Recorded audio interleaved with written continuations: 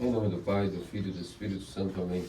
Queridos amados cristãos ortodoxos, hoje, após termos celebrado a festa da Dormição na Theotokos Virgem Maria durante a semana, passaram-se alguns dias, nos reunimos novamente na Santa Casa de Deus para podermos hoje falar sobre um evangelho, sobre um ponto do evangelho dedicado ao jovem rico. Esse evangelho é lido, já foi lido esse ano, é lido mais de uma vez. 2 vezes, no mínimo, a Santa Igreja volta nesse tema do jovem rico e para aquela pergunta mais sábia desse jovem. Pergunta mais sábia não poderia existir. Bom mestre, o que devo fazer para herdar a vida eterna? Então, nós temos que entender que tudo o que nós vivemos é só para isso. A gente pode termos vários tipos de estilos de vida, cada um, sendo homem, mulher, mãe, pai, solteiros, monges, empresários, empreendedores, trabalhadores, empregados, felizes, tristes, ricos, pobres. A pergunta é essa: o que eu devo fazer para herdar a vida eterna? E obviamente nenhuma outra igreja, nenhuma outra denominação vai saber responder isso, como a Santa Igreja Ortodoxa tem essa resposta clara, explicada, profunda, que enche nossos corações quando nós vamos de fato escutando essas explicações que nosso Senhor Deus Salvador Jesus Cristo deu, que nossos santos padres interpretam e explicam para nós com todos os detalhes que receberam dos apóstolos até os dias de hoje. Então, nosso Senhor Jesus Cristo disse a ele aquilo que era óbvio: bom, se queres herdar a vida eterna, cumpre os mandamentos. É o que está escrito na Escritura. O que diz a Escritura para você herdar a vida eterna? Então, devemos cumprir os mandamentos. Pois é. Quais são eles? Honrar pai e mãe, não levantar falso testemunho, não mentir, não roubar, não fornicar. Então, faça tudo isso e você será salvo. E esse jovem disse o seguinte: mas tudo isso eu faço desde a minha mocidade. O que me falta ainda? Aqui nós vemos, meus amados cristãos ortodoxos, que esse jovem possuía algo a mais. Primeiro vamos entender uma coisa. Será que foi prepotência que esse jovem disse: eu cumpro todos os mandamentos desde minha juventude? Como que diz? Sobre a lei, sobre isso eu cumpro tudo, faço tudo o que tem que fazer a lei. Não parece um pouco de prepotência uma pessoa que diz que, de fato, desde a sua mocidade, nunca roubou, nunca matou, nunca cobiçou a mulher de ninguém, nem as coisas de ninguém, honrou seu pai e sua mãe? Nós não podemos duvidar que isso era possível para esse jovem. Porque nós vemos em outra leitura do Evangelho de São Marcos, em continuidade a essa, o evangelista Marcos ainda dá um detalhe sobre essa mesma passagem. E tendo ouvido isto, o mestre o amou. Significa que assim que Cristo ouviu, que ele disse: eu cumpro isso desde a minha mocidade. E São Marcos escreveu: e tendo ouvido isto do rapaz, Cristo o amou. Significa que de fato era verdade. Ele havia se esforçado com uma tal maneira de cumprir todos os mandamentos desde a sua mocidade. Nós nos perguntamos: mas isso é possível? Claro que sim. Se ele teve um pai e mãe que lhe educaram na tradição judaica, da piedade dos mandamentos, dos costumes da lei, claro que é possível que ele tivesse observado tudo. Mas, para que nós entendamos, às vezes a gente se olha, olhando isso, e diz: mas então é uma coisa muito difícil, muito rara. Uma pessoa a cada 10 mil vai cumprir todos os mandamentos. Não é bem assim. Vamos entender o seguinte: quando esse jovem narra que realmente se esforçou com toda a sua diligência e havia cumprido os mandamentos todos desde a sua mocidade, e era verdade, ao ponto de Cristo ter o amado, significa que não é garantia que ele cumpriu isso de maneira perfeita. Nós temos que entender que existem 2 maneiras de cumprir os mandamentos. A primeira é aquela que é até visível. Tanto nós quanto as pessoas ao nosso redor vão percebendo. Chama-se maneira exterior de cumprir os mandamentos. Essa é possível que se cumpra. É claro que, evidentemente, que a maioria das pessoas talvez nem isso vá fazer, nem exteriormente cumpre os mandamentos, vão acabar delirando uma coisa ou outra, vão mentir, ou vão roubar, ou vão ter maus desejos. Ok, mas pelo menos exteriormente, esse jovem disse que fez. E se ele fez e Cristo o amou, porque ele não estava mentindo. Ele havia usado todo o seu conhecimento, seu esforço como jovem para ter cumprido os mandamentos. Sim. Até que ponto? De maneira exterior. A maneira exterior de cumprir os mandamentos já é, a princípio, por assim dizer, Quando nós escutamos isso, parece que até vai de contra a nossa carne. Parece que é algo que, para não roubar, não matar, não honrar pai e mãe, não fornicar, ou seja, não mentir, parece que tudo isso é muito contrário à nossa vontade. A nossa existência é algo como se fosse algo que vai raspando a nossa pele em relação ao quão isso pode ser contrário à nossa natureza. Quando nós vamos olhando e vemos, não, eu sou tudo o contrário disso. Na verdade, minha natureza é muito maligna e eu tenho vontade, sim, de fazer tudo contra os mandamentos. Pode parecer que é assim a princípio, porque depois que Adão caiu no paraíso, essa lei que estava no coração de Adão, e quando é revelada até ao nível literal e em pedras para Moisés, das tábuas da lei, quando nós escutamos os mandamentos, parece que tudo é muito difícil de fazer, parece que é algo que vai contra a nossa vontade. Mas existiram sim pessoas que de maneira esforçada, ao menos exteriormente, cumpriram esses mandamentos. Tanto que nós temos aí inúmeros justos do Antigo Testamento, entre homens e mulheres, que viviam a lei, viviam os mandamentos. Então, sim, é algo que a princípio pode parecer contrário à nossa própria carne e pele, mas é possível. Exteriormente falando, é possível, sim. Nosso Senhor Jesus Cristo, tanto é que quando, sendo ele um mestre conhecido na época, um rabino que estava realizando milagres extraordinários, quando esse jovem pergunta para ele uma pergunta profunda, veja que esse jovem era um rapaz profundo. Ele não veio perguntar para ele, você pode resolver minha vida e tal problema? Você poderia curar a minha irmã ou minha tia? Não, ele só foi com uma coisa especialíssima. Uma pergunta que é a coisa mais preciosa que ele poderia ir ao mestre. Não foi pedir dinheiro, não foi pedir trabalho, não foi pedir a cura de uma doença, não foi pedir ressuscitar o morto, a cura de um cego, nada. Ele chega e diretamente diz uma coisa que qualquer um de nós deveríamos perguntar se víssemos um profeta andando entre nós. Bom mestre, o que eu devo fazer para herdar a vida eterna? Pergunta mais sábia do que essa não existe. Isso já é um sinal que esse jovem era dedicado à sua fé, à sua religião, aos mandamentos da Torá, dos 10 mandamentos. Senão ele teria pedido outra coisa, falado asneiras, mas ele foi ao limiar da existência de um ser humano. O que é que eu faço para obter a vida eterna? Nosso Senhor Jesus Cristo não descumpriu nada dos que disseram os profetas, os patriarcas, e disse o seguinte: faz o que está na Escritura. O que é que diz a Escritura? Para Cristo deixar claro para ele de que ele não estava diante de um inovador, nem de ninguém que viesse criar outra moda, mas que Cristo mesmo não iria contradizer a nenhum dos pontos da tradição, mas iria ele mesmo dar cumprimento total a esses mandamentos. Por isso Cristo retifica que a Escritura já havia dito o que se deve fazer para dar a vida eterna. Cumpra os mandamentos e você será salvo. Serás feliz, serás bem-aventurado, serás completamente feliz diante de Deus. Ele disse, eu já faço isso desde minha mocidade, o que é que me falta ainda? Significa que algo ele fazia, mas algo ele também sentia que estava vazio, que ele precisava mais de algo para se unir ao seu Deus. A sede dele por Deus era maior do que só cumprir os mandamentos. E então, nosso Senhor Jesus Cristo, após ter encarnado, os mandamentos dele agora vão ter, não uma abolição, nem uma modificação, mas vão ter outra explicação. Através desse jovem, nosso Senhor Jesus Cristo começa a mostrar a ele e a nós também, de que existe outra maneira além da exterior de cumprir os mandamentos, que é uma maneira interior.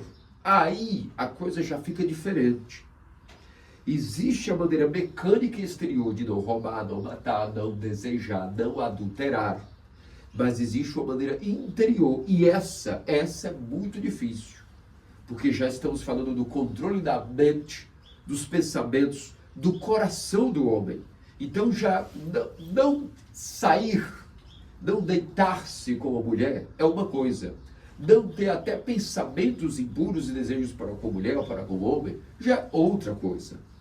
Não roubar, não pôr a mão no alheio, mas nem mesmo, jamais sequer desejar ter algo a mais do que é nosso, sem desejar nada do que não é nosso, já é outro esforço interior. Honrar o pai e mãe calado, pelo que ele diz, obedecer calado, é uma coisa.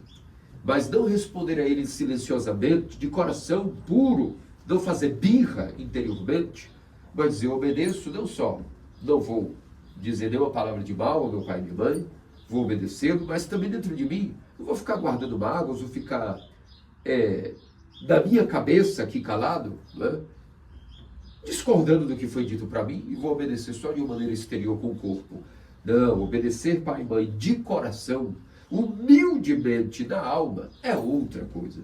E é por isso que esse jovem diz que cumpriu os mandamentos de maneira exterior, e é por isso que aqui nós vamos entendendo que de fato na cabeça dele, ele cumpriu os mandamentos todos de maneira exterior e de fato o esforço dele era digno, senão Cristo não havia o amado. Mas agora Cristo está inaugurando para nós um cumprimento tal dos mandamentos que na pessoa dele, de Cristo, as pessoas ainda não conheciam. Em Cristo os mandamentos agora passam a ter o significado. Ele vai nos, não só ele dar o total cumprimento, que significa dar o total cumprimento, explicando a maneira correta de interpretar os mandamentos e cumpri-los, não só com o corpo, de maneira exterior e visível, mas também interiormente. Cristo veio dar total cumprimento à lei e aos profetas. Significa ensinar-nos qual é o total cumprimento da lei, porque há uma diferença entre guardar a lei e ser um total cumpridor da lei. Guardar a lei é o que nós chamamos o cumprimento exterior dos mandamentos. Isso é até fácil comparado a algo muito mais difícil e quase impossível, que é vigiar cada sentimento, cada pensamento, tentar adubar e irrigar o nosso coração lá dentro. Isso já é mais difícil do que cumprir a lei só com o corpo. Então, quando diz assim, Cristo veio dar total cumprimento na pessoa dele à lei e aos profetas, significa que agora Cristo vai nos ensinando que o cumprimento dos mandamentos de maneira perfeita tem o seu caráter interior e invisível, que é a guarda da mente, da memória, dos pensamentos, a pureza do coração, a pureza da mente, a pureza da alma. Já é algo mais difícil, algo que nenhum profeta havia explicado isso em detalhes. E também, dentro da pessoa de Cristo, agora o que parecia tão... que a gente escuta que a nossa natureza rebelde quase dá um cambalhota de tanta rebeldia. Agora, na pessoa de Cristo, tudo o que parecia contrário à nossa natureza, quando nós escutamos a obediência aos mandamentos, passa a fazer sentido. Porque ele cumpriu tudo como homem e Deus a uma vez. E energizou, empoderou a vontade da natureza humana para conseguir fazer isso e ainda ser feliz fazendo os mandamentos. Tendo sentido. Então, aquilo que parecia contrário, rasgando a nossa pele, agora vai de uma maneira que é acima da nossa própria natureza, acima da nossa própria existência natural. Porque uma pessoa humano-divina, ou seja, Deus e homem, uma vez Cristo, cumpriu tudo e ainda de maneira interior. Deu total cumprimento à lei e aos profetas. Ou seja, mais uma vez, não só ele cumpriu e deu exemplo de como cumprir os mandamentos de maneira exterior, mas ele nos foi nos explicando, nos desembrulhando os mandamentos com os segredos de como fazer isso aqui, lá dentro dos pensamentos, lá dentro do coração.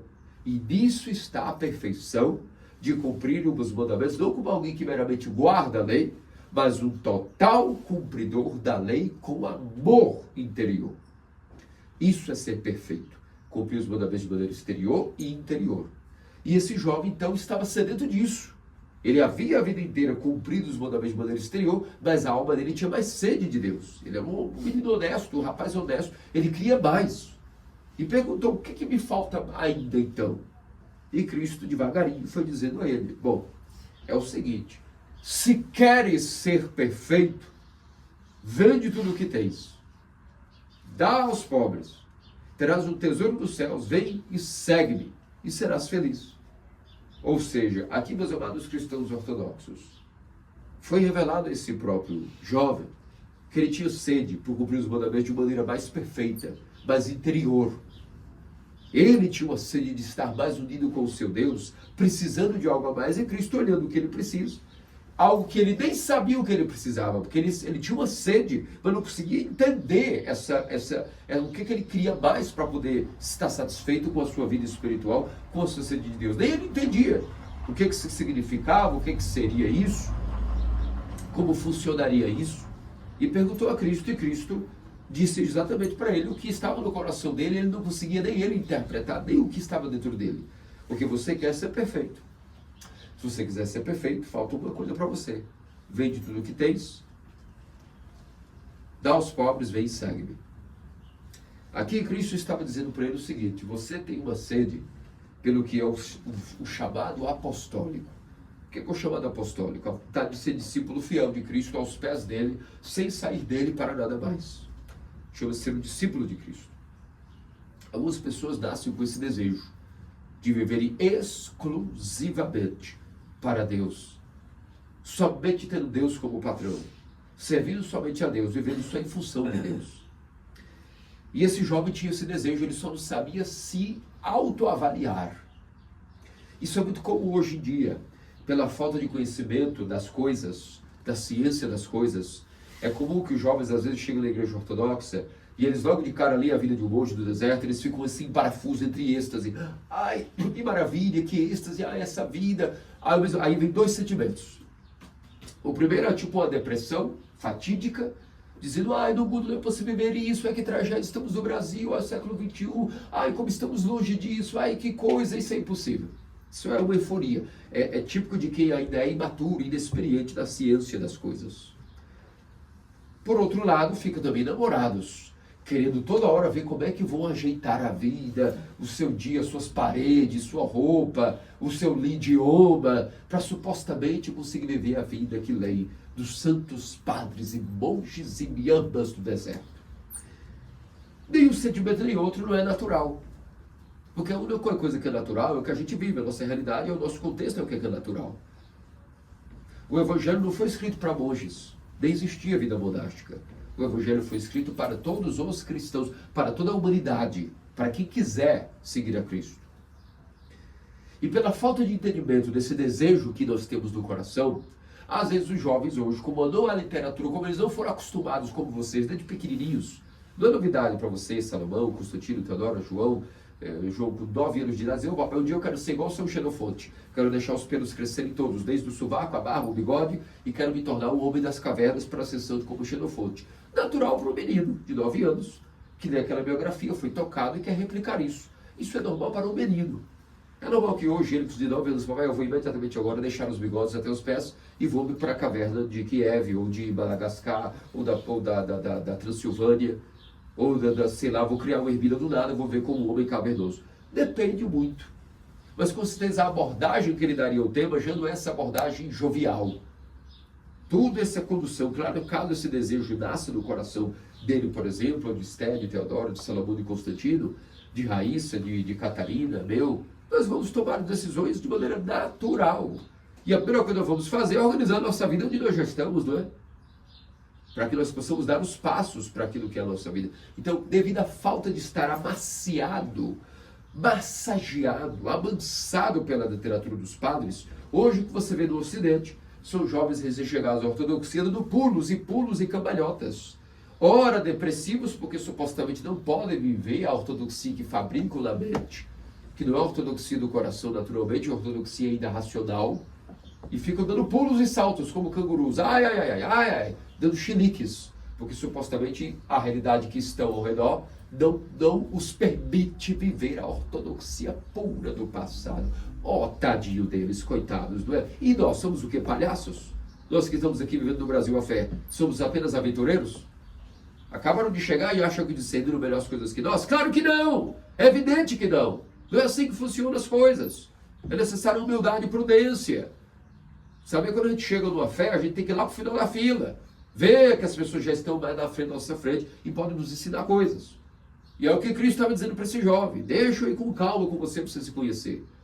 Você quer ser perfeito, é o que está no seu coração. Nem sou eu, Deus, que estou te dizendo isso. É você que está com esse desejo.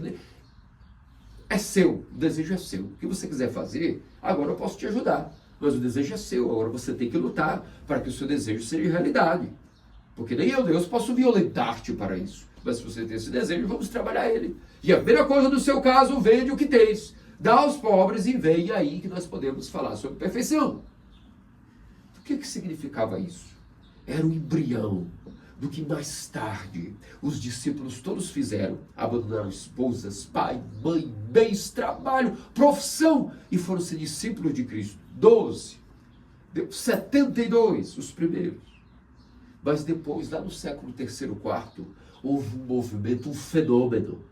Tudo que nós estamos falando aqui agora é a base, o fundamento do chamado apostólico. Seguir a Cristo como discípulo exclusivamente, nada mais do mundo vamos fazer nesse sentido. E tudo que nos é obrigatório, mandatório dos mandamentos, nós vamos fazer. todos esses mandamentos vamos fazer obrigatório para todos. Mas existem alguns seres humanos que eles olham para dentro de si e têm um desejo a mais. Como se fosse assim, tudo isso que você me pediu, eu quero dar um bônus extra, um bônus. Eu quero dar algo a mais a ti, ó Deus de bondade. É um desejo que cada um nasce. Esse algo a mais não é querer transformar o Brasil adaptado a uma ermida de santos de Bizâncio. Esse chamado não significa nós temos que ter um idioma mais compatível com a ortodoxia. Esse chamado a mais, esse bônus, não significa que eu vou esperar até que a maioria ao meu redor esteja vivendo algo. Não é um movimento de fora para dentro, é de dentro para fora. Ninguém precisa arrumar o país, nem a cidade, nem a vila, nem a casa exterior para viver a ortodoxia. A casa que tem que ser arrumada é esta de dentro. E como disse o nosso Senhor Jesus Cristo em outra passagem, vocês devem lembrar, a casa que foi arrumada uma vez, foi assaltada. Depois foi colocado os bandidos para fora. E ela foi de novo arrumada. Se a pessoa não vigia e entra bandido de novo, o arrombo é muito maior. Porque aí o bandido volta já conhecendo o ambiente e ele volta para fazer um estrago muito pior. É por isso que a pessoa que já saiu do mundo, se ela não arruma essa casa aqui chamada coração, e ela vai viver naquela vidinha medíocre, aquela vidinha, é a coisa do Padre Joaquim, é a coisa do Bispo Gregório, é a coisa da Raíssa, que também é minha beata, é a coisa da... Não, a ortodoxia é para todos, todos têm que viver os mandamentos. Isso significa que eu vou esperar a Luziane inteira se converter à ortodoxia, me sentir confortável em adorar o meu Deus? Claro que não. Vou esperar nem a minha esposa. A minha esposa também não pode esperar que eu possa ajudá-la a salvar-se. O que eu puder ajudá-la, bem, eu vejo se eu for um empecilho para a salvação dela, o que ela vai fazer? Vai se matar? Da mesma maneira, se meus filhos forem empecilho para a minha salvação, o que eu vou fazer? Eu vou matar eles? Ou vou me matar? Não, eu vou ter que arrumar a minha casa de dentro de mim. Eu vou ter que fazer uma análise do que eu tenho que arrumar dentro de mim, para que eu possa depois, claro, arrumar as coisas que são mais fáceis, que são as de fora. Muito difícil é arrumar de dentro. Então a gente pode começar, talvez sim, arrumando alguma coisinha por fora, que é mais fácil. A gente arruma uma casa que tenha ícones, tenta ter convivências que são mais agradáveis. Se não tem nenhuma convivência agradável, você fica sozinho. Agora, você não vai esperar que as convivências mudem para que você possa se sentir um bom ortodoxo, um bom santo de Deus. Claro que não. Onde você está, seja sal e luz. Médico, cura primeiro a ti mesmo. Então, a gente começa com as coisas que são mais fáceis, é claro, mudando o nosso ambiente, tendo um trabalho que talvez seja melhor para a nossa religião, que seja mais fácil de a gente não estar pecando contra Deus, tendo convivências que não são mundanas, amizades que não são idiotas nem imbecis, procurando estar perto de pessoas mais inteligentes, mais dadas à religião. E isso com certeza existe em algum lugar do planeta, sim. Com certeza existe. Não podemos ser prepotentes e dizer, não, mas eu quero conviver com um santo tal. Quem é você para se achar digno de achar um santo tal? Porque não começa você mesmo, aproveitando que você tem a sua realidade.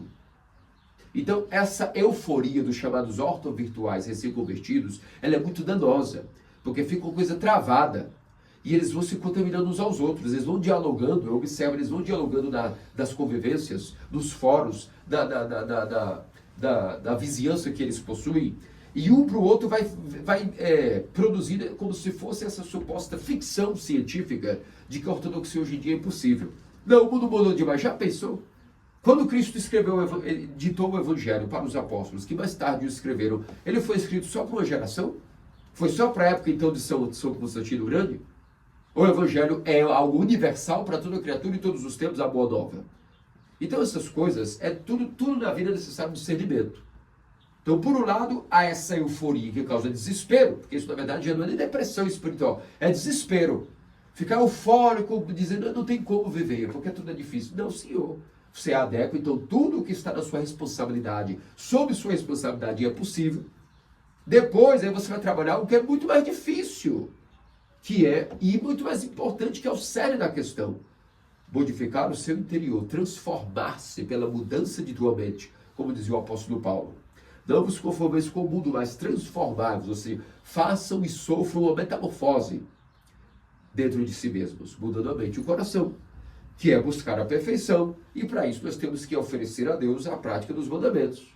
Mas mesmo assim, há seres humanos que querem algo a mais do que isso. É pecado ter mulher e marido? Não. Ter família é algo bom e abençoado por Deus. É pecado ter um trabalho ou profissão? É algo bom e abençoado por Deus. É pecado acumular dinheiro? Algo também abençoado por Deus. Abraão, Isaac, Jacó, Ló, Jó, Salomão, Davi, ricos, e eram homens que serviam a Deus. É pecado administrar nossas fazendas, nossos bois, os nossos empreendimentos, carros, automóveis? Também não. E o que então é o cerne que esse jovem cumpria tudo e queria algo mais? É porque algumas pessoas nascem com esse chamado apostólico, esse desejo de renunciar tudo que não é pecado e que inclusive é permitido, cumprindo tudo que é obrigatório, mas cumprindo algo a mais. Dois movimentos. Renunciando voluntariamente tudo que não é pecado, que não teria problema fazer, mas rechaçam, e até o que tem que ser feito fazem a mais. Isso chama-se perfeição. Alguns nascem com o desejo de serem assim. Como é que isso foi atualizado depois dos discípulos, da primeira geração da igreja? A inspiração do Espírito Santo criou o que nós chamamos, a atualização do chamado apostólico, a vida monástica.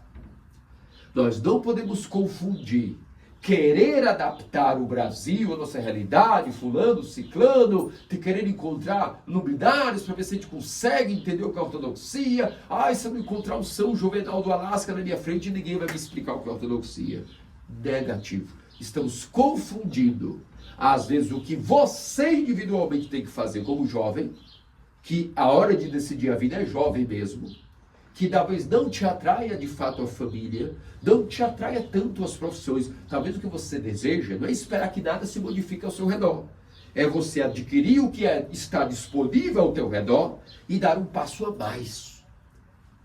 E quem diria que mesmo no século XXI existem renovações de vocações monásticas pelo mundo inteiro. Não é aquela ascensão como na época de Bizâncio, mas devagarinho nós vemos que quem diria que mesmo nessa época que os jovens estão loucos, que nós adultos também estamos loucos, há pessoas que estão abandonando o mundo e desejando também serem monges e monjas. Isso é o maior milagre do século e é a prova de que o que nós fazemos aqui não é uma palhaçada, é real. Se não fosse real, teria como esse desejo poderoso ser acendido e a das almas. Mesmo no século XXI, da era do videogame, da época da música eletrônica, da época das trades, da época das raves, da época de todo tipo de volume de informação, pelas distrações das redes sociais. Quem é que queria saber de seguir a Cristo, rechaçando tudo o que é permitido, por amor a Deus, e ainda oferecendo a Deus algo a mais que ele nem pediu? Ou seja, rechaçam família, profissão, dinheiro, posses, e dão a Deus a pobreza total. Não é pecado ter família, mas abandonam a família.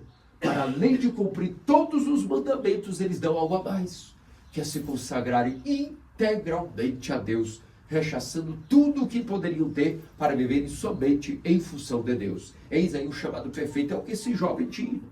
Então, às vezes, como ainda as crianças não foram do Ocidente, do Brasil, não foram maciadas com essas literaturas, eles ficam muito assim em extremos, até que tudo se calibre com o tempo. E depois de ter experimentado os ofícios, o guiamento dos padres, o guiamento do contato um pouco com monges, o contato com os leigos, o contato com os ofícios, aí ele vai poder discernir o que ele quer fazer, o que ele não quer fazer. Agora, o absurdo que tem que ser denunciado é o fato das pessoas chegarem e já ficarem criticando a realidade exterior, como se o objetivo da ortodoxia ou do evangelho fosse, como posso dizer, adaptar alguma realidade ao ser humano. Isso seria até um capricho de nossa parte. Como se fosse também uma coisa impossível, por outro lado, que é o outro extremo. Ficam dizendo que talvez é impossível e deprimidos. Como se não pudesse avançar na vida espiritual se não estivesse uma realidade adaptada a si. Não. A realidade já existe, que é a Igreja Ortodoxa e suas paróquias espalhadas pelo mundo. Agora, nós não podemos confundir, porque às vezes a pessoa não entendeu ainda o que ela quer tomar como decisão de vida.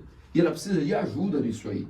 Muita ajuda, muito discernimento, para que ela possa entender se ela quer casar, constituir família e ser feliz nisso. Ou se na verdade ela não é feliz com nada. E o que ela vai ser feliz é com o chamado apostólico. Porque talvez nada possa preencher essa pessoa, porque ela nasceu com esse desejo de que só Deus a preencha completamente. E esse jovem tinha justamente esse fundamento. O que nós vemos aqui é o fundamento da vida monacal. O fundamento do chamado apostólico. Esse desejo de servir a Deus, dando algo a mais até do que ele pediu, por livre e espontânea vontade. E tudo o que não é nem pecaminoso, rechaçar por amor a Deus. E esse é o fundamento da vida dos monges. Mas o Evangelho não foi escrito para monges. E quando Nosso Senhor disse isso, quem for rico tem muita dificuldade de entrar no reino dos céus. Muito difícil. Porque depois que esse jovem foi chamado àquilo que ele mesmo tinha dentro de si, não foi Deus que inventou algo para ele, Deus apenas revelou que ele queria ser perfeito. Ele era muito rico.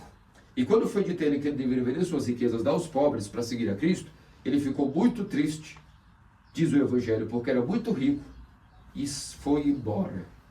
Foi embora contra a sua própria consciência, traindo o seu próprio desejo, porque era apegado às suas riquezas e não pôde responder ao seu próprio coração, à sua própria consciência. Aqui é a prova de que ele havia sim cumprido os mandamentos, todos de maneira perfeita, exteriormente falando. Mas de maneira interior ainda havia muito a trabalhar, porque ele não havia nem percebido que ele era escravo, cumprindo os mandamentos de maneira exterior, ainda era escravo de uma paixão, que no caso dele era a riqueza, o apego às posses.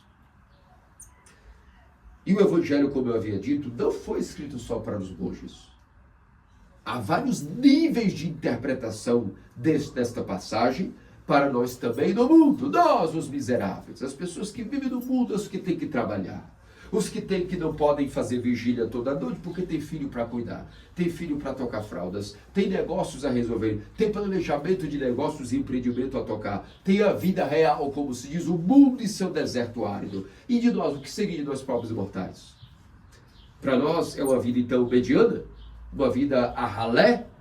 Claro que não. Volto a dizer, quando o Evangelho foi escrito pelos evangelistas, não existia vida monacal. Mas os níveis de interpretação são variados. Falemos um pouco agora sobre nós do mundo. Como é que nós do mundo podemos viver essa perfeição? De se queres ser perfeito, vende tudo o que tens. E será rico, você terás um tesouro nos céus. Cada um de nós, meus amados cristãos ortodoxos, se formos aplicar realmente a vigilância de coração, de alma, de mente, nós vamos perceber que cada um de nós somos, além de riquezas, nós somos ricos em alguma coisa. E aí a gente vai novamente entrar. Quando eu aplico o mandamento exteriormente, é uma coisa. Eu me esforço para realmente não adulterar. Me esforço para não roubar. Me esforço para honrar meu pai e minha mãe. Esse é o esforço. E eu até deposito ali o arrependimento. Colocamos o nosso esforcinho de tentar lutar com as nossas paixões. Nós confessamos esses pecados também. E a gente fica lutando para ser uma pessoa melhor. Mas isso ainda não é a perfeição. Se nós olhamos dentro de nós, e aquela paixão, aquele vício, aquele apego, pode ser qualquer coisa, cada um de nós, nossos santos padres dizem, São Marcos, o asceta, já dizia, uma pessoa pode ser rica, se ela for apegada a apenas uma única agulha, ela já é uma pessoa rica e que não entrará no reino dos céus. Então, os níveis de interpretação são vários. E se você é apegado a alguma coisa, a alguém, a algum vício, você é rico para aquela pessoa, para aquela coisa. Você é um fanático, um idólatra para com aquela coisa. Por exemplo, tem pessoas que não sabem viver sem homem. Mulheres que não sabem viver sem homem. A vida delas é só viver em função de homem. Como nós dizemos no português, em função de um macho. Isso não é tão pouco o amor puro, o amor de casamento, o amor de esposa. É uma idiotice, uma imbecilidade. Falamos de nós homens. Tem homem que não sabe viver sem fêmea. Nós estamos falando que é o amor de buscar uma esposa, uma companheira, uma conselheira, o amor para os filhos, uma ajudante para se salvar, para ajudar-se nos jejuns, uma mulher madura, que o obedeça, que o acompanhe. Ele quer apenas uma fêmea. É uma pessoa completamente idólatra para com a sexualidade, o enfermo. Outras pessoas serão apegadas a uma tesoura, outros a um corte de cabelo, outros a uma maquiagem, outros às suas loucuras, e não tem número que nós possamos colocar de quão infinitas podem ser as paixões, que tanto o nosso temperamento louco caído, quanto os demônios vão criando esses apegos malditos que não tem fim. Por isso nós vemos cansados no mundo. E por isso que os monges, eles preferem tudo que é um obstáculo para a distração, para com a vida em Deus. Os monges rechaçaram lá no começo, porque percebem que tudo pode ser uma distração, até as coisas boas e lícitas, até família, até casamento e filhos, podem ser distrações e empecilhos para nós estarmos exclusivamente amando a nosso Deus. E vale a pena amar a esposa, os filhos e não amar completamente a Deus? Não vale a pena. Ao contrário, devemos entender essa ciência de que existe uma maneira, uma arte de conseguir amar a Deus acima de todas as coisas e o próximo como a nós mesmos e cumprir isso todo o mandamento, sem deixar de amar a Deus acima de todas as coisas, mas também servindo bem ao próximo, sem exageros, sem coisas que nos impeçam de colocar Deus em primeiro lugar. Porque quem ama pai, mãe e filhos mais do que mim não é digno de mim, já disse o Cristo Jesus, nosso Salvador. Então, quando nós organizamos as prioridades, tudo dá para ser feito também de maneira perfeita. Então, quando eu vou confessar, é uma coisa. Estou confessando aquele pecado. Mas há uma diferença de quando nós passamos a odiar da nossa mente, do nosso coração, aquele pecado. Quando nós entramos nesse estágio de odiar, dizer, eu odeio, agora eu olhei, eu lutei, eu refleti, eu confessei, eu orei, eu jejuei, eu digo, a partir de agora eu odeio aquela vida que eu tinha, aquele pecado que eu cometi, eu passei a odiar. Quando nós chegamos nesse patamar, e quão difícil é chegar nesse patamar, nós vamos dizer, agora eu posso dizer que eu vendi aquela riqueza, eu joguei fora aquela riqueza, eu estou livre daquela riqueza que para mim era um fardo. E cada um de nós, que a nossa consciência nos diga, será rico e apegado a alguma riqueza desse tipo. Porque não é o dinheiro só que é coisa que é o que não nos impedirá de sermos salvos. O dinheiro em si, as riquezas, não são nem boas nem más. Elas podem ser usadas de maneira correta para a nossa salvação, as riquezas, como podem ser usadas de maneira negativa para a nossa salvação. Assim como a pobreza por si, meu amigo, não vai ajudar ninguém a se salvar. A pobreza sozinha, ela pode nos salvar também, como também pode nos condenar também. Como, por exemplo, um pobre, só por ser pobre ele já está salvo? Não. Se ele foi pobre, viveu com humildade a pobreza, ele se santificou. Mas se ele viveu a vida reclamando, eu sou pobre, não tenho dinheiro, nunca alcancei o que queria, ó vida, ó céus, essa pobreza para ele é um demônio. Está fazendo com que ele murmure, seja ingrato para com Deus que dá ele o que ele precisa. E ele que quer dizer que ele quer mais. Ele está decidindo que ele quer mais do que já é o suficiente que Deus está dando para ele. Então ele é o idólatra de si mesmo, o autossuficiente, o mal agradecido. Essa pessoa que quer conquistar coisas por si, assim do nada, com essa autossuficiência, com essa ganância vazia, sem sentido. Se você não avança na vida, meu amigo, e faz a sua parte, é porque Deus não quer que você avance. Fica na sua. Agradeça o que você tem. Podia ser pior. Podia não ter saúde, podia não ter pão, podia não ter teto. Fica na tua. É melhor. E seja rico de Deus. E aceita a sua pobreza de maneira correta. Mas se você também é pobre e aceita com humildade a pobreza, não que você não vá lutar para se desenvolver na vida, mas olhando hoje, que o que importa é o hoje. Se hoje você é pobre e não conseguiu vencer ainda na vida, adquirir bens como você imaginou, não pensa no amanhã, pensa no hoje. Hoje seja feliz e grato com o que tem. Está vendo como é um exercício interior? Não é só algo mecânico, é uma arte interior. Difícil de ser levada a cabo. O rico também. O rico pode se salvar muito mais que os pobres também. Como o rico se salva? Quando ele pega o seu salário e divide em 3 partes. De maneira bem fidelícia. Uma parte ele dá para a igreja. A outra parte ele dá para os pobres. E ele fica só com uma parte para as suas necessidades. Eis aí o rico que consegue fazer um grande empreendimento, sendo um grande trabalhador para Deus. Nós nem estaríamos aqui se não fosse essa classe de cristãos que doam para a igreja, para que as missões sejam abertas, para que nós tenhamos a missão no Brasil, ter pessoas em outro lugar que também fizeram suas doações, para que nós pudéssemos fundar a missão, para que hajam as viagens para os lugares que não tem padre, as pessoas possam comungar. Se não fossem os ricos, como que isso funcionaria? Quem pagaria essas passagens? Para que os bispos possam visitar seus rebanhos amados pelo mundo, quem pagaria essas passagens se não fossem os ricos? Então está vendo como esse rico está usando sua eficiência para se santificar? Usando o dinheiro não como ganância, mas dividindo uma parte para a igreja, outra parte para os pobres, que são estômagos de Deus. Cada pobre é um estômago de Deus faminto. E outra parte ele guarda para si. Também, claro, para a sua família viver bem, para ele poder também cuidar dos seus empreendimentos, da sua saúde, da educação dos seus filhos. Eis aí um cristão que não tem nada de pecaminoso nele. Tem nenhum preconceito, é rico e sabe viver bem a riqueza. Agora existe o rico que só vive em função do dinheiro. É apegado ao dinheiro, é o rico no sentido mal da palavra, não é? Ele é apegado, ele não é uma pessoa que tem riquezas apenas e administra as riquezas. Ele vive em função do dinheiro e da riqueza. Esse já é o doente. E de fato, assim como nós temos as nossas doenças, ele tem a dele, que é o apego à riqueza em si mesma. Então vocês veem que tudo é muito clínico. Tudo tem a sua singeleza de interpretação. E para nós que somos do mundo como leigos, temos que nos perguntar sempre, nós estamos no mundo, o que na minha vida hoje eu estou rico e deveria odiar, não só jogar fora, mas até odiar. Qual é a minha paixão? Qual é a minha doença? Qual é o meu problema atual? E sem orgulho, mas com muita humildade, começar a pedir a Deus: Senhor, eu nem tenho essa força. Eu olho assim, eu escuto essas palavras, esse sermão, e eu entro até em choque, porque eu sou muito, mas muito apegado àquilo. E até que eu confesso, mas você tem razão. Ó Deus de bondade, tens total razão. Eu ainda não odeio tal coisa. Então, faz parte de mim até.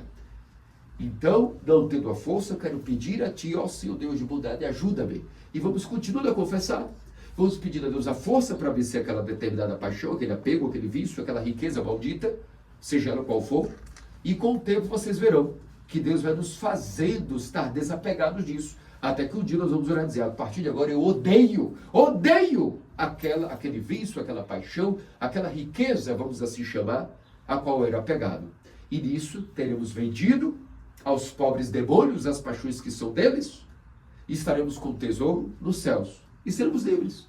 Teremos também nossa perfeição no mundo. Percebem como agora esse mesmo jovem que no princípio chegou na ortodoxia, ou aquela jovem, ou aquele fulaninho, que viu uma tradução, viu um vídeo dos monastérios, e que o Patriarcado de Moscou e suas outras igrejas locais, ou patriarcados gregos e de cabo a rabo, vendem essa espiritualidade fictícia. Uma coisa assim só por propaganda. E aí a pessoa fica frustrada, por um lado, achando que não pode viver isso porque o mundo corrompeu-se demais para ela, ou que, na verdade, a única maneira de viver essas coisas seria criando uma realidade paralela. E essas duas coisas nós chamamos de prelest. São extremos de compreensão da vida que impedem a pessoa de viver a vida do hoje. Ser feliz hoje. A mesma graça que existiu nos monastérios de antigamente existiram hoje.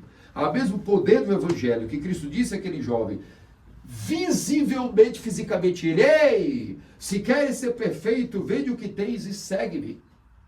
É a mesma coisa que nos nossos corações ecoa. Esse mesmo Cristo está vivo e diz a cada um de nós: se tu queres ser perfeito, vende o que tens, dá aos pobres, terás o tesouro dos céus. É o mesmo Cristo, a mesma força que iluminou os monges, ilumina a geração atual, para aqueles que vão ser monásticos, que vão seguir o chamado apostólico. A mesma força que mantém de pé os leigos, os casados, os pais de família, como cristãos ortodoxos, piedosos, é a mesma graça. E isso não depende de adequar muito a minha realidade exterior. A minha realidade exterior significa onde eu vivo, o que eu faço, as minhas obrigações, as minhas responsabilidades, elas eu vou adequar à prioridade e em função de viver o Evangelho segundo o mandamento de Cristo. É um problema que eu tenho que resolver. Não é o mundo que tem que escolher para mim um trabalho, eu que tenho que escolher um trabalho que seja fidedigno ao meu Evangelho. Ao Evangelho que eu creio, que é o Evangelho da ortodoxia. Eu também não posso ter qualquer convivência, nem qualquer amizade, nem qualquer estilo de vida, nem qualquer vestimenta. Eu vou me adequar para que o que está sob a minha responsabilidade eu coloco como prioridade Cristo. Pronto, coloquei Cristo como prioridade, agora eu não tenho que reclamar de mais nada. Toda a graça dos ícones, da liturgia, a explosão da liturgia para todos, para monges do mosteiro e para leigos das paróquias. É por isso que existem monastérios e suas capelas lá, e as paróquias e suas capelas do mundo, e suas catedrais. Para que todo mundo, seja aquele que tem o chamado apostólico ou o leigo do mundo, ninguém tenha falta de acesso a absolutamente nada. Que nada falte de graça àqueles que querem. O exemplo maior do que alguém poderia viver de riqueza, despojamento de si, de bens do mundo, é aquela que é, como dizia Gregório Palamas, a fronteira entre o criado e o incriado, entre o céu e a terra, entre o visível e o invisível. Desta última agora, quinta-feira, Nós celebramos a festa da dormição da Mãe de Deus. E embora celebramos a liturgia, eu preferi deixar para fazer um sermão hoje no domingo, porque evidentemente nem todos, justamente porque não estão vivendo o chamado apostólico, o que a gente pode fazer? Não podem estar todo dia na semana disponíveis para a viverem em função de seu Deus. E isso é um sofrimento. Já começa por aí, tá vendo? Nem todo mundo tem disponibilidade, está sempre disponível para os ofícios, às vezes como queria, porque às vezes não viveu o chamado apostólico e não está ali como monge, enraizado, plantado dentro de um monastério que tem liturgia todos os dias, não é? O que a gente vai fazer? A gente vai colocar prioridades, mas a gente também vai fazer o nosso combate pessoal. Como agora, por exemplo. Uma vez que as pessoas estão corridas, o que eu posso fazer? Deixar para dar um pequeno sermão da dormição no dia de domingo, que as pessoas geralmente estão de folga e podem estar mais presentes no templo. É o que nós vamos fazer agora. O exemplo maior de perfeição de qualquer ponto do Evangelho nós podemos querer ter como exemplo é a Santíssima Theotokos e sempre Virgem Maria. Quem conhece ela, ou vai conhecendo-a conforme o tempo, não tem necessidade de esperar para que veja o exemplo de um santo real na sua frente, visível você tocar, para que você veja, e agora conhecer aquele santo, eu também posso ser santo. Que maravilha, não é? Imagina se todo mundo for esperar essa realidade acontecer, para nós podermos sermos alguém dignos de Deus. Claro que não. Quem tem a Theotokos e sempre Virgem Maria, quem a conhece, quem é apegado a ela, automaticamente sabe que ela é a fonte de todas as graças. E até os santos que são comunicadores em cada geração dessas graças, eles já estão todos nascidos e preparados. Vocês acham que os santos da nossa geração não estão nascidos? Talvez você não saiba vê-los. Talvez você não esteja pronto para aguentá-los. Talvez vocês não estejam prontos para recebê-los em vossas vidas. Mas eles existem e estão vivos. Em todo lugar do mundo, Deus sempre preserva santos. Não, nem todos serão célebres, nem todos serão celebridades que conheceremos, nem todos estarão pintados em ícones, mas certamente são santos. E Deus sabe em cada geração derramar os seus luminares, suas estrelas que vão iluminar o mundo, em cada família, em cada comunidade, em cada país, que existam cristãos ortodoxos sedentos de Deus. E qual é a fonte dessas graças? Vou mais além. Qual é a fonte de graças para até os anjos? Nem o anjo recebe mais santidade e graça, senão através da Santíssima Theotokos e sempre Virgem Maria. Isso nós podemos começar a entender, se nós quisermos um resumo de toda a dispensação de Deus, desde a queda de Adão até a encarnação de Cristo e até os dias de hoje, se nós quisermos resumir em uma só palavra, todo o Antigo Testamento, a dispensação dos profetas, dos patriarcas, tudo isso em uma só palavra, os símbolos da Arca da Aliança, a chamada Cidade de Deus, a chamada Montanha Não Lavrada. Se nós quisermos resumir todo o Antigo Testamento em uma só palavra, essa palavra seria Theotokos, Mãe de Deus, Santíssima Soberana Virgem Maria. Tudo que Deus fez no Antigo Testamento se resume à Virgem Maria. Tudo que Ele foi providenciando, cada casal que foi dando à luz a outro filhinho, outra filhinha, de geração em geração, aos símbolos da arca, do assento de misericórdia, a nuvem que acompanhava o exército em batalha, da frente de Moisés e Josué, a arca que não podia ser tocada, a madeira com que foi feita a arca da aliança, madeira cássia que não se corrompe nunca nem no alto mar, a arca banhada de ouro, os querubins acima da arca, a arca aspergida com sangue uma vez por ano, quando o sumo sacerdote uma só vez por ano entrava e aspergia a arca. Tudo isso significa que um dia nasceria essa menininha, a predileta de Deus, filha de Joaquim e Santa Ana. Recentemente a Virgem está intercedendo pelos pecadores. Ela tem trabalho a fazer na terra. E de maneira invisível, ela dia e noite está trabalhando na terra, protegendo os pecadores que oram para ela, invisivelmente presente nos ambientes que oram por ela, e sempre trabalhando para que os pecadores possam se arrepender. De alguma maneira ou outra, esse é o trabalho dela. Está na terra sempre, invisivelmente, e trabalhando a salvação dos pecadores. E São André, o louco por Cristo, o discípulo Epifânio, se regozijaram dessa certeza maior, e mais ainda a visão deles fez sentido. Onde a Virgem não estava ali presente, porque estava na terra sempre trabalhando pela conversão dos pecadores. É por isso, meus amados cristãos ortodoxos, que devemos, portanto, nessa festa da omissão, sempre lembrar de que a nossa soberana Virgem Maria é tudo. Tudo que nós temos, tudo que a nossa vida precisa é da Virgem Maria. Não há nenhum sentido, não há como viver a ortodoxia sem a Santíssima Virgem Maria. O apego, o amparo que nós temos que ter, ela tem que ser um amparo real.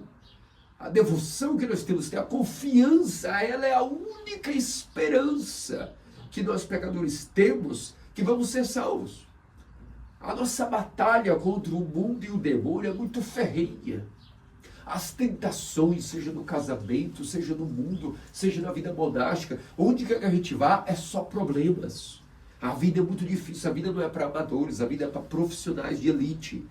A vida é um perigo. Sem as esperanças depositadas totalmente na soberana Virgem Maria, a nossa vida ela vai ser uma vida perdida e sem sentido. Por isso é necessário que nós aprendamos com o passar do tempo, nos consagrar completamente à soberana Theotokos e sempre Virgem Maria. Ter a nossa única proteção invencível, a nossa general indestrutível, a muralha intransponível. O vaso de graça e sabedoria, da qual nós temos que nos apegar como a uma mãe. Sabendo que ela é mais ainda do que uma mera mãe terrena. É a mãe de Deus e nossa. E, portanto, quando nós vamos mudando a nossa mente, entendendo tudo deu a Virgem Maria, tudo é a Virgem Maria, dia e noite devo me apegar à soberana Theotokos e sempre Virgem Maria, porque ela é a muralha, ela é a fronteira, que até mesmo o criado se une com o incriado. Todas as graças de Deus, da Trindade, através do Espírito Santo, passam por ela e através dela, e só depois são concedidas aos anjos, e, claro, aos seres humanos. A vida é mais bela, mais fácil, mais glamourosa, quando nós vamos ter uma devoção, um apego à Virgem Maria. Estão em perigo todos os demônios que estavam presos nossa mente, às vezes com pensamentos, com luxúria, com desejo, com fogo do rabo, com ganância, seja o que for. Basta dizer sinceramente, alegra-te. É como se fosse um banho de água fria. A nossa mente se dissipa de demônios e a nossa paz interior começa a voltar. Imagine se isso é 24 horas. Imagine se isso passou a ser o nosso estilo de vida. Quão grandiosa não é a nossa vida. Já não precisamos de nada. Eu tenho o amor de Deus, o que é que eu posso pedir mais a Deus? Se Ele me deu a própria mãe. Se Ele me deu a mãe dele, o que mais eu posso pedir? É idiotice pedir algo a mais. Se Ele me deu a Santíssima Theotokos na ortodoxia. E se eu só cheguei à ortodoxia através dela? E se na ortodoxia me dá ela, o que mais eu posso pedir? Nada. Só continuar me agarrando da barra da saia dela como se fosse a minha própria mãe. Oh, mãe, mamãezinha. Como que nós fazemos isso? Oração do Acatisto. Conforme nós vamos aprendendo o Acatisto, até de memória, rezando ele, nós vamos aprendendo uma coisa, que a Mãe de Deus passa a ser uma figura muito presente, até visivelmente na nossa vida. Nós não desligamos mais a maneira como nós vemos ela. Ao ponto de só dizer o nome dela, já derramamos lágrimas. Só de beijar o ícone, derramamos lágrimas. Passa a ser uma relação real, dia após dia. Já não é mais uma invenção, não é um conto, é algo real. E por isso, tudo o que eu tenho, eu devo à Mãe de Deus. Tudo o que eu sou, eu devo à Mãe de Deus. Nada eu adquiri na minha vida. Tudo o que eu tenho, se é algo de bom que eu fiz, foi porque a Mãe de Deus, de alguma maneira, sempre me protegeu, sempre me iluminou, sempre me acompanhou.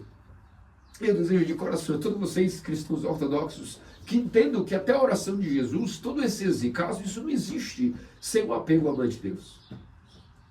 Que pelas orações da Theotokos Virgem Maria e todos os santos, possamos adquirir essa dispensação de espírito, essa força espiritual e essa pobreza verdadeira que salva em relação aos nossos vícios e riquezas. Amém.